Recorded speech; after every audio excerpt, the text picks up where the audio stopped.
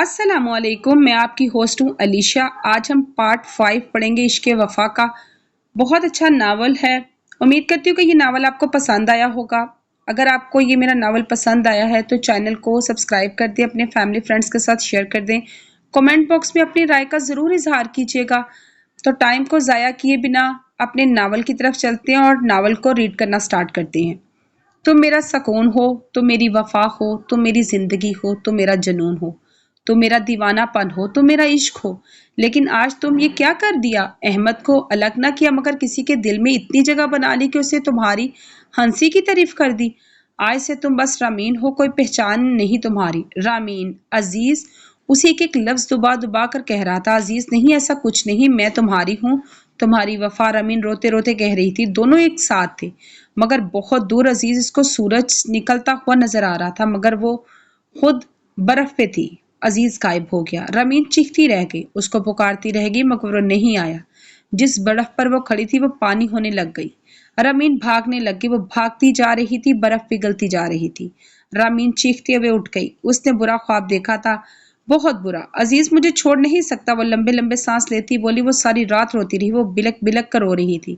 شاہین بیگم نے اس کی حالت دیکھی، وہ تہجد کے وقت اٹھی تو رامین کی آوازیں سن کر وہ خوف بھی سلگ اٹھی، لیکن موم نہیں ہوئی، بات وہی تھی۔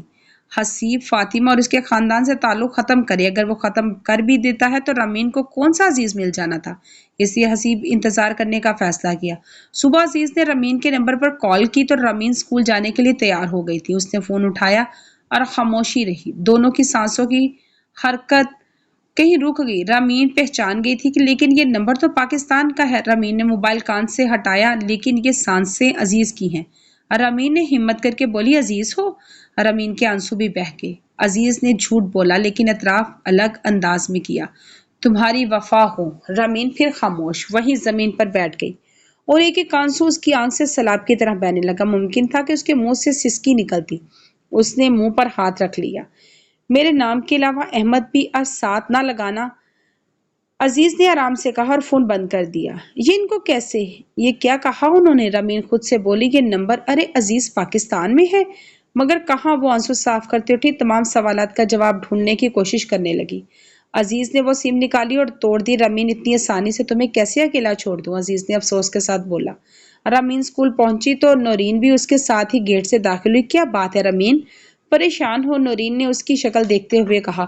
ارے ہاں، تمہیں بتانا کچھ اور میرے ساتھ۔ رامین اس کا ہاتھ پکڑتے اس کو ایک کلاس میں لے کے جہاں صرف ایک دو بچے ہی تھے۔ رامین نے نورین کو ساری بات بتائی۔ عزیز سے ہی کہیں احمد کا تو نہیں؟ کیا پتا ماسک لگاتا ہو جیسے موویز میں ہوتا ہے۔ نورین کی بات پر رامین کا دل کیا وہ اپنا گلا خود دبا لے، کیونکہ وہ بہت سنجیدہ تھی اور اس وقت اسے بس ایک ہی فکر تھی، عزیز کہاں ہے؟ احمد کا فون بجا، اس نے اٹھایا۔ ہاں یار یہ نہیں کر سکتا اور اچھا اب ناراض نہ ہو، کر لوں گا، اللہ حافظ۔ احمد نے فون جیب میں رکھتے ہوئے رامین پر نظر اٹھائی اور پھر جھکا لی۔ رامین چھٹی کے وقت آج اکیلی تھی۔ نورین نے اپنی خالہ کے گھر جانا تھا تو اس کا بھائی اسے جلدی لینے کے لیے آ گیا۔ رامین رکشے میں بیٹھنے لگی تو پیچھے سے کسی نے اس کے منہ پر ماسک رکھا۔ وہ اسی وقت بے ہوش ہو گئی تھی۔ رکشے والا چلا چلا کر لوگ اکٹھے کرنے لگا لیکن بندوق کی نوک پر وہ خاموش ہو گیا۔ رامین کو گاڑی میں ڈال کر آگے لے گئی۔ شام ہونے کو آئی، یہ لڑکی گھر نہ آئی، نورین کی طرف چلی گئی ہوگی۔ شاہین بیگم بار بار باہر کی جانب دیکھ کر بول رہی تھی۔ شاہین بیگم اس کے ایک ایک آنسو سے باخبر تھی مگر وہ اپنے خاندان اور لوگوں کی باتوں سے ڈر کر خاموش تھی، لیکن اب اس کو اپنی اولاد کی فکر زیادہ رہنے لگی۔ رامین کو ہوش آیا تو ایک سیاہ کمرے میں تھی۔ رامین میڈم کو ہوش آ گیا۔ رامین نے دھندلاتی آنکھوں کے ساتھ سامنے دیکھا، ایک شخص نقاب میں لپیٹے ہوئے تھا۔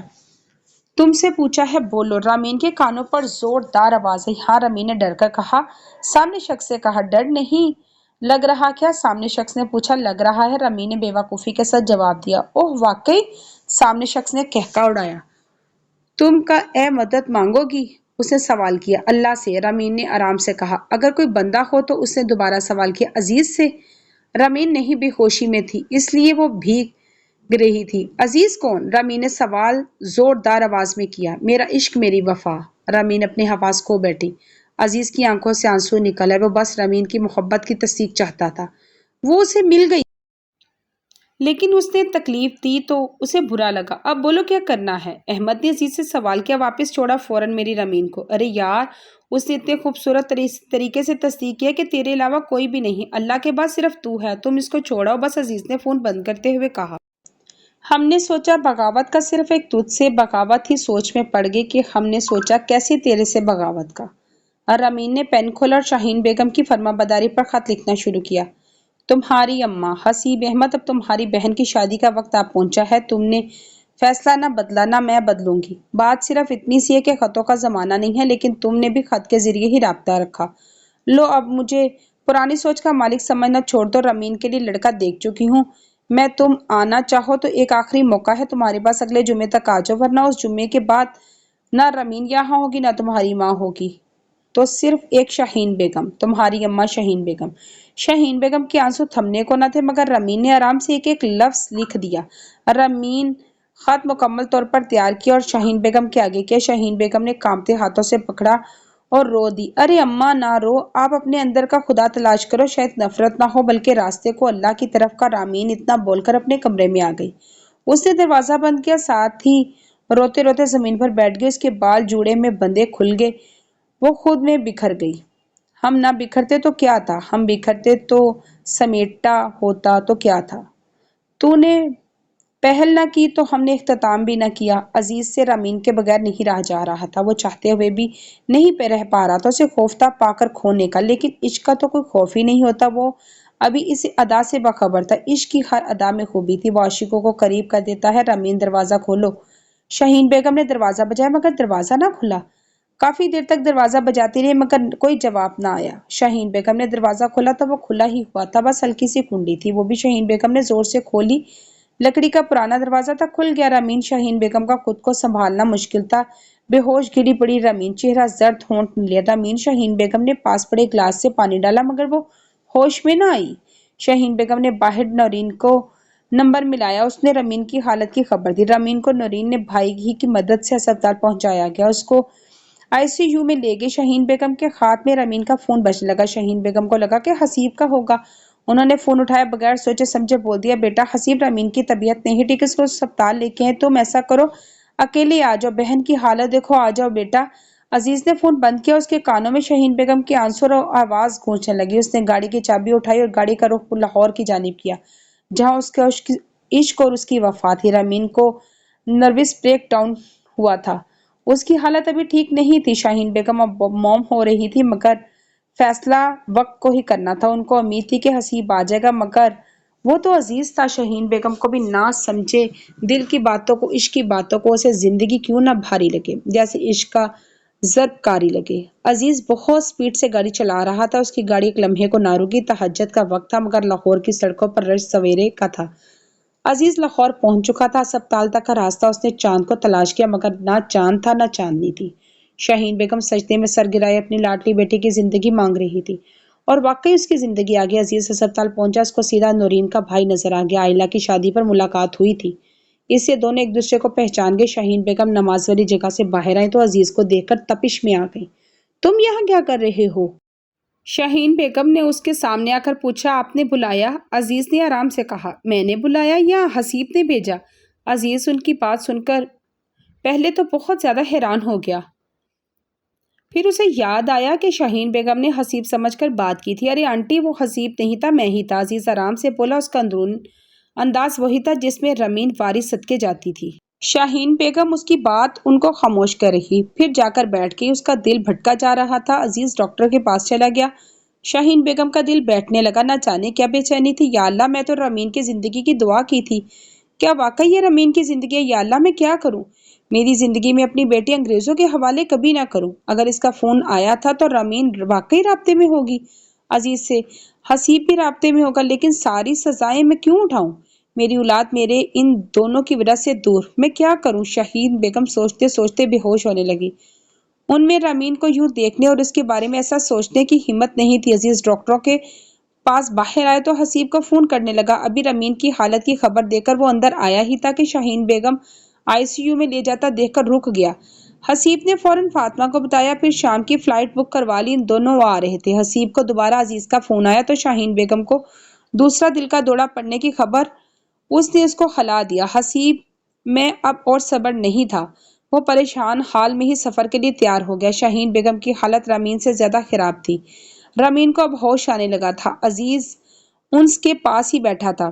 رامین تمہارا چاند انتظار کر رہا ہے، اٹھو میری جان، میری وفا، میں اب نہیں جاؤں گا کبھی بھی اپنی جان کو چھوڑ کر، تم اٹھو تو صحیح، ایک بار آنکھیں تو کھولو، میں آنکھوں کے بند ہونے کا انتظار کروں گا۔ عزیز کے دو آنسو اس کے ہاتھ پر گرے۔ رامین نے آنکھیں کھولنا شروع کی۔ سامنے کا منظر دھندلا ضرور تھا مگر وہ اپنے عزیز کو پہچان گئی تھی۔ عزیز، رامین نے اس کے ہاتھ پر اپنا ہاتھ رکھا، کپکپاتی آواز میں کہا، اور پھر اس نے عزیز کو دیکھ کر سر اٹھایا اور کھڑا ہو گیا۔ جان عزیز، عزیز اتنا ہی بولا تھا کہ رامین کے آنسو شروع ہو گئے۔ عزیز نے اس کو رونے دیا۔ وہ روتی رہی۔ عزیز نے اس کے آنسو صاف کیے۔ وہ تھم گئی۔ اماں کہاں ہیں؟ عزیز پر ایک توپ کی طرح سوال کیا گیا۔ عزیز نے سمجھداری سے کہہ دیا، انہوں نے مجھے فون کیا اور میں آ گیا، وہ باہر ہیں۔ تمہیں ملنے آئی تھی تب تم ہوش میں نہیں تھی، تم ابھی ریسٹ کرو، میں آتا ہوں۔ باہر چلا گیا۔ حسیب نے فلائٹ کی لینڈنگ ٹائم عزیز کو میسج کر دیا تھا۔ حسیب اگلی فجر کی صبح سیدھا ہسپتال میں ہی آ گیا۔ شاہین بیگم اب خطرے سے باہر نہیں تھی۔ رامین کی جانب وہ کھلکھلا اٹھی، لیکن ایک ہی سوال، اماں کہاں ہیں؟ فاطمہ رامین کے ساتھ ہی زیادہ وقت گزارنے لگی۔ 2 دن گزر گئے تھے۔ شاہین بیگم کو ہوش نہ آیا۔ رامین گھر آ گئی مگر کوئی اس کو شاہین بیگم کی حالت کے بارے میں نہیں بتا رہا تھا۔ رامین عزیز کے گھر آئی تھی جو پچھلے مہینوں سے بند تھا۔ رامین، میں تمہیں یہاں لے کر کیوں کہ اماں ابھی تم سے ملنا نہیں چاہتی، بس اب زیادہ نہ سوچو، وہ ناراض نہیں ہے، بس خفا ہے، تم آرام کرو، میں آتی ہوں۔ رامین کو بے زبان کرتی فاطمہ اس کو چھوڑ گئی۔ رامین اب ناراضگی اور خفگی کا فرق تلاش کرنے لگ گئی۔ اماں آپ ٹھیک تو ہے نا؟ رامین نے خود سے سوال کیا اور رو دی۔ اس کو بہت یاد آ رہی تھی اماں کی۔ شاہین بیگم کی حالت زیادہ سیریس ہوتی جا رہی تھی۔ تیسرا دن تھا مگر ان کو ہوش نہیں آ رہا تھا۔ عائلہ کو بھی خبر دے دی جا چکی تھی، وہ بھی رات تک لاہور پہنچ گئی تھی۔ عزیز اور حسیب دونوں ہی دن رات ہسپتال میں تھے اور حسین کی کئی بار کوشش شاہین بیگم سے بات کی اور ان کو جگانا بھی چاہا مگر ممکن نہ ہو پایا۔ ہاں بالکل ٹھیک ہے اماں، تم دعا کرو۔ حسیب فاطمہ سے فون پر بات کر رہا تھا۔ رامین کو کیا بتاؤ؟ فاطمہ نے سوال کیا۔ کچھ نہیں بتاؤ، حسیب نے آرام سے کہا۔ ارے وہ اب اتنی بھی بچی نہیں۔ حسیب، آپ دونوں میں سے کوئی گھر آتا ہے نا؟ اماں کو ہوش آ رہا ہے۔ میں کتنی بار جھوٹ بول چکی ہوں لیکن وہ اب یقین نہیں کرتی۔ فاطمہ کی بات پر رامین کے ہاتھ سے گلاس گر گیا اور فاطمہ نے فون بند کر دیا۔ رامین کیا ہوا ہے؟ اماں کو کیا ہوا ہے؟ رامین نے ہر لفظ دبا دبا کر پوچھا۔ رامین کچھ نہیں ہوا، تم بیٹھو میں بتاتی ہوں۔ فاطمہ نے اس کو پکڑنا چاہا مگر رامین دور ہو گئی۔ اس نے گلے میں دوپٹہ لیا، اسی کو سر پر لیا اور باہر کی جانب بھاگی۔ تھے تو لمحے چند سالوں کے تھے لیکن وہ تیرے ساتھ، ہم نے عہد کیا کہ کریں گے تاعمر تیرے ساتھ پیار، مگر نہ ہو پایا ہم سے یہ خالی پیار۔ عشق ہوا پہلے تو ہم نے آرام سے کر لی پار، عشق کی 7 منزلیں مگر ممکن نہ ہوا صرف عشق، کرنی پڑی ہمیں وفا تاعمر، کیونکہ وفا ہے تو عشق ہے، عشق ہی تو وفا ہے۔ رامین گھر سے باہر نکلی تو اس نے بھاگتے ہوئے تقریباً مین ڈور کا راستہ طے کیا۔ فاطمہ بھی اسی وقت اس کے پیچھے ڈرائیور کے ساتھ گاڑی میں نکل پڑی۔ رامین اندر آؤ۔ فاطمہ نے گاڑی کا دروازہ کھولا، اس کو اندر بیٹھنے کا کہا۔ رامین پہلے آگے جانے لگی، پھر اس نے اپنا سر سراپا دیکھا، نہ چادر تھی نہ پیسے۔ وہ گاڑی میں بیٹھ گئی۔ فاطمہ اس کو ہر طرح سے خاموش کروانے کی کوشش کر رہی تھی مگر رامین کے آنسو تھمنے کو نہ تھے۔ وہ دونوں ہسپتال پہنچی تو حسیب اور عزیز سامنے ہی مل گئے۔ رامین بھاگتے ہوئے حسیب سے جا لگی۔ آنسوؤں کا سیلاب بہہ گیا۔ حسیب نے اس کو اپنے آپ سے دور کیا اور اس کو سہارا دیتے ہوئے شاہین بیگم کے کمرے تک لے گیا۔ ان کو آج صبح ہی کمرے میں شفٹ کر دیا گیا تھا۔ یہ بھی بتا دیا گیا تھا کہ اب شاہین بیگم کو تیسرا اٹیک آنے کے بہت شدید خطرہ ہے۔ عزیز فاطمہ سے ساری صورتحال کی خبر لے رہا تھا۔ وہ تقریباً 5 راتوں کے جاگے ہوئے تھے۔ رامین نے شاہین بیگم کی حالت دیکھی تو اسے برداشت نہ ہوا، وہ باہر آ گئی۔ اس کی سسکی آنسو رکنے کو نہ تھے۔ اس نے اپنے قدم دور کھڑے عزیز کی طرف بڑھائے۔ اس کے پاس پہنچتے ہی رامین نے اس کے سینے پر ایک پنچ کیا۔ کیا لینے آئے تھے تم؟ بولو، کیوں کیا تھا فون میرے نمبر پر؟ میں مر جاتی، مجھے ذرا بھی افسوس نہ ہوتا کیونکہ پھر میری اماں اس حالت میں نہ ہوتی۔ تم کیوں آئے اب کی بار؟ رامین چلائی۔ ارد گرد کے لوگ رامین کو پاگل سمجھ بیٹھے تھے۔ ڈاکٹرز اور نرسز اس کو کنٹرول کرنے کا کہہ رہے تھے۔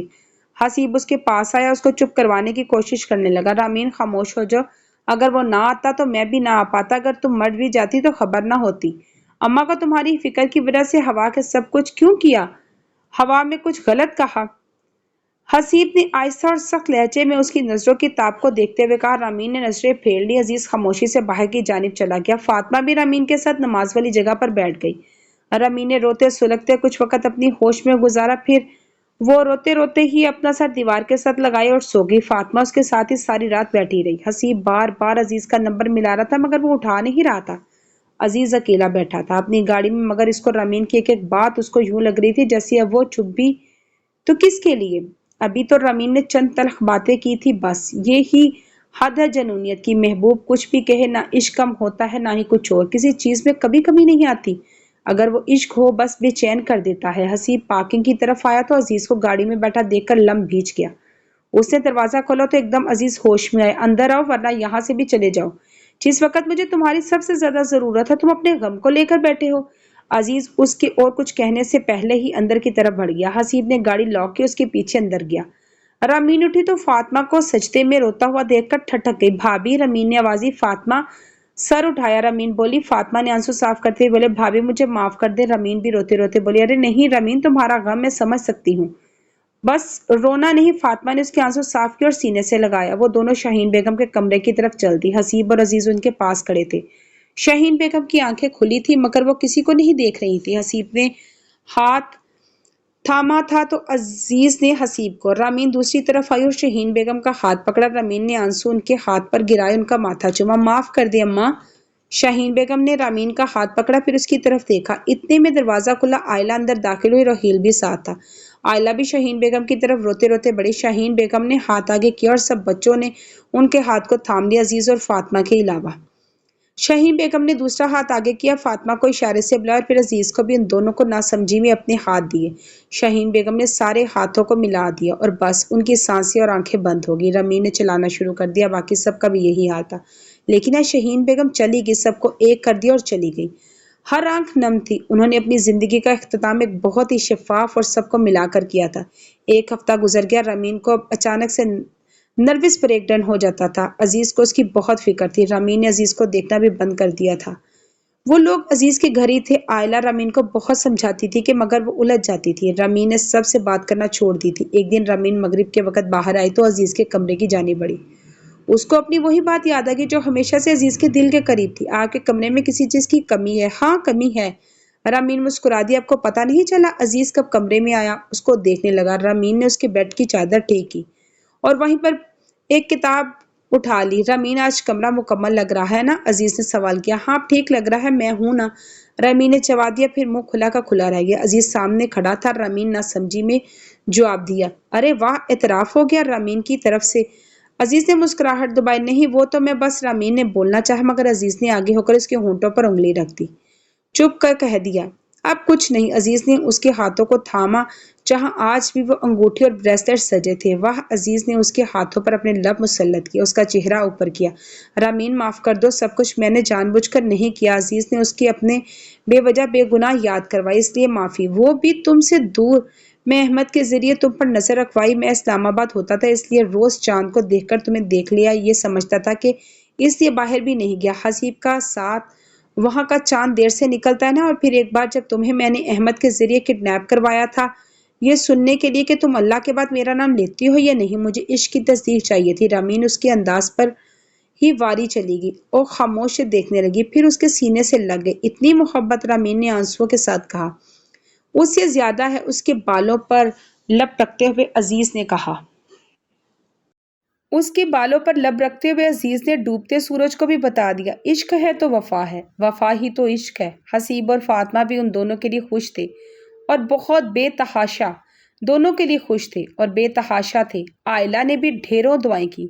सूरज ने जाते जाते चांद को भी खबर दे दी तो चांद की चांदनी हर सू बिखर गई।